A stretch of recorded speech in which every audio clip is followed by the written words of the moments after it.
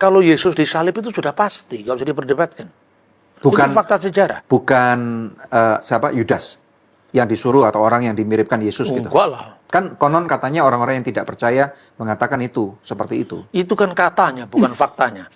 Kan ada ini ya catatan sejarahnya ya Pak ya, bahwa memang terjadi. Tanpa membaca Alkitab pun Yesus pasti disalib. Ngapain kita Kok ikut bisa? berdebat? Tulisan-tulisan sejaman. Jadi sejarah itu kan ada yang namanya sumber primer.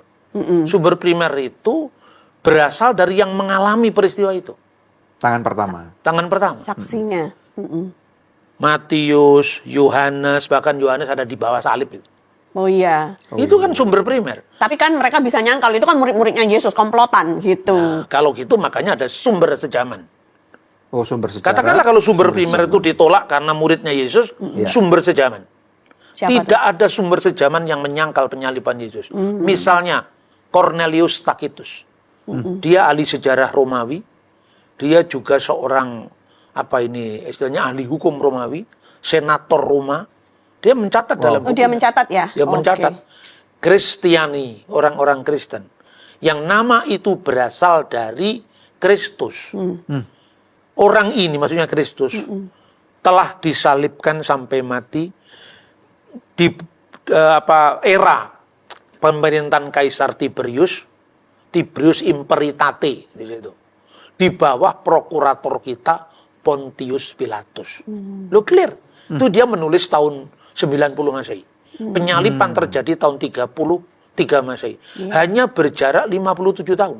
Iya. Oh. Sama dengan jarak proklamasi kita dengan kita. Iya. Iya. Lebih dari 70 tahun.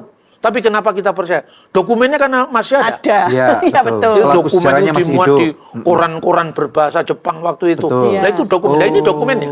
Dokumennya dari Tacitus, Iya. Josephus. Betul. Josephus itu orang yang hidup sejaman.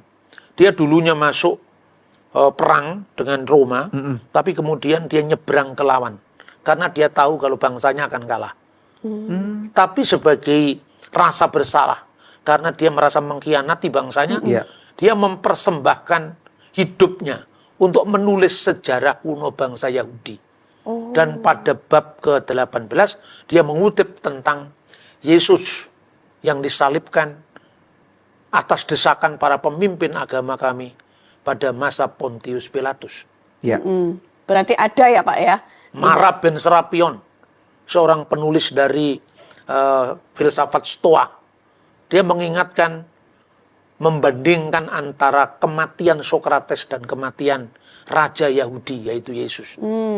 Apa Menarik findingnya, itu. Pak? Ya artinya bahwa Sokrates tidak mati dengan kematiannya. Raja Yahudi itu setelah dia dibunuh, tetap hidup dalam pengajaran para pengikutnya. Fakta penyaliban Yesus itu Diakui. bukan sekedar fakta iman, tetapi fakta sejarah. Ya. Maka saya selalu mengatakan, kalau yang seperti ini tidak usah berdebat dengan Alkitab, apalagi kitab suci agama lain. Kitab suci kita aja boleh, nggak usah kita baca. Kalau sekedar untuk menunjukkan Yesus mati. disalib apa tidak, pasti. Itu memang terjadi, ada Talmud sejarahnya. Yahudi sendiri, Traktat Sanhedrin, menyebut penyaliban Yesus Ya. Erev Pesah pada permulaan pada saat Paskah, menjelang Paskah, sorry.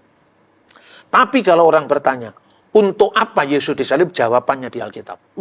Oh. Karena untuk apa Yesus disalib itu makna penyaliban. Ya. Tapi benarkah Yesus disalib? Sudah benar. Mestinya pertanyaannya bukan benarkah Yesus disalib, benarkah Yesus tidak disalib?